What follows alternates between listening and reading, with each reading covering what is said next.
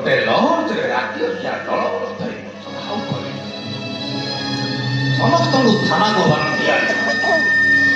ଦେଖିଲା ବେଳକୁ ସହିତ 2 ଜଣ ପ୍ରେମୀ ଯୁଗଳକୁ ମଧ୍ୟ ଥାନାକୁ ଧରି ଆଣିଲେ। ଦେଖିଲା ବେଳକୁ ସେମାନେ ପ୍ରେମୀ ଯୁଗଳ ନଥିଲେ, ସହିତ 2 ଜଣ ନୂଆ କରି ବିବାହ କରିଥିବା ନବ ଦମ୍ପତି। ଟାଇମରେ ଗୁଣ୍ଡାଙ୍କୁ ସୱାର କରୁଥିବା good for nothing character officer ବି ବିଭୀଷଣ ରେଡ୍ଡି 24 ଘଣ୍ଟା ଭିତରେ ପଲିଟିକାଲ ପ୍ରେସର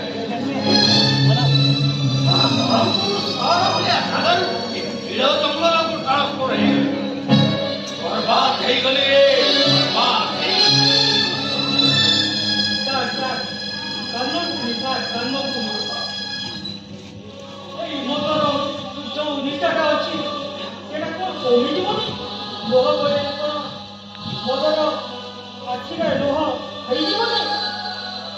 ଭଗବାନ ଯାହା କରନ୍ତି ସାର୍ ଗାଡ଼ିର ମଙ୍ଗଳ ସକାଶେ। ଆପଣ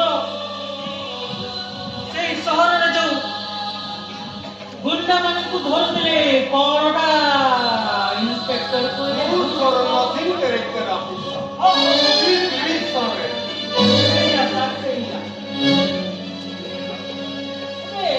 ଲାଲବାଦୀ ଦମନରେ ଲାଗିଯାଆନ୍ତୁ।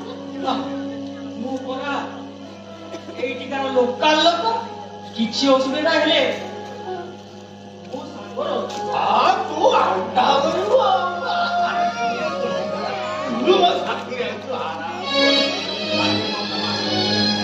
5 ବର୍ଷ ହେଲା ଏ ଲାଲ ଏରିଆରେ ଡ୍ୟୁଟି କଲି ଯେ କେତେବେଳେ ଗୁଳି ଖାଇ ମୋ ବିପରୀତ ପ୍ରାଣଟା ଚାଲିଯିବ ତାର କିଛି ଗ୍ୟାରେଣ୍ଟି ନାହିଁ।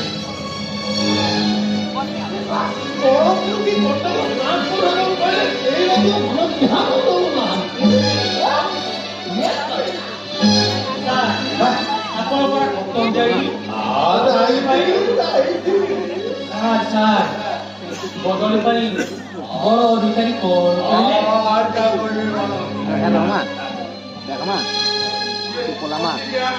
ଧାଇ ଧାଇ ତ ପାଦରେ ମୋର ଚପଲ ସରିଗଲାଣି।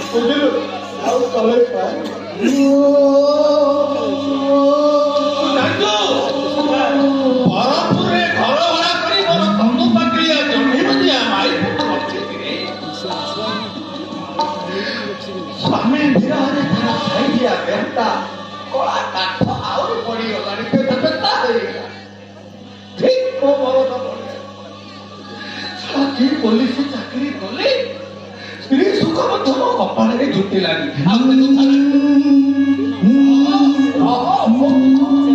ଗୋଟେ କଥା ଜାଣିଛୁ, ମୋ ଭଡ଼ା ଘର ଆଗରେ ମାଇପ ଛଡ଼ା ମାରିଗଲ ଭାଉଜ ଭାଉଜ କହି ମୋ ଘରେ କହି ଯାଉଥବ। ମୋ ଭାଉଜର ଯୌବନ ଉପରେ ସେ ପୋଲିସ ଚାକିରି କଲି, କପାଳରେ ସ୍ତ୍ରୀ ସୁଖ ମଧ୍ୟ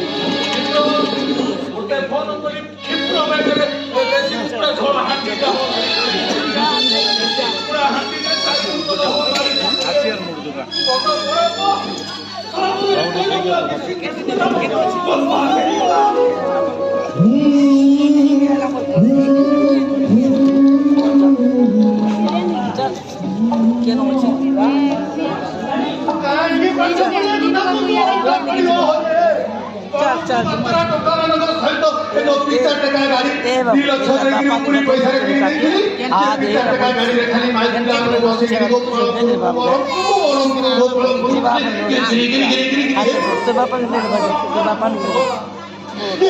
ପୋଲିସ ଚାକିରିଟା ପାଇଁ ମୋର ଏ କଳିର କଳା ମିଶି କେଶଟା ମଧ୍ୟ ବର୍ବାଦ ସେପଟେ ଗାଁରେ ଭାତ ଚାଷୀ ଜମି ଫସଲ ଆଦାୟର ହିସାବ ଏକା ଦଉ କେତେବେଳେ ପଚାରିବ ବାତ୍ୟା ବନ୍ୟା ମରୁଡ଼ି ଇତ୍ୟାଦି ଇତ୍ୟାଦି କିଛି ନା କିଛି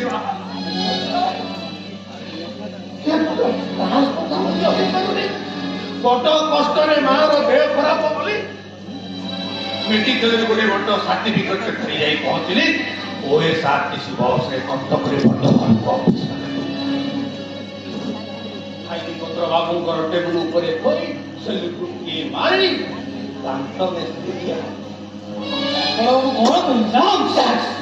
ତତେ ନାଚିଲି ମୁଁ ତତେ କାହିଁ ଗାଳି କରି ବଡ ବାବୁ କହିଲେ ନନସେନ୍ସ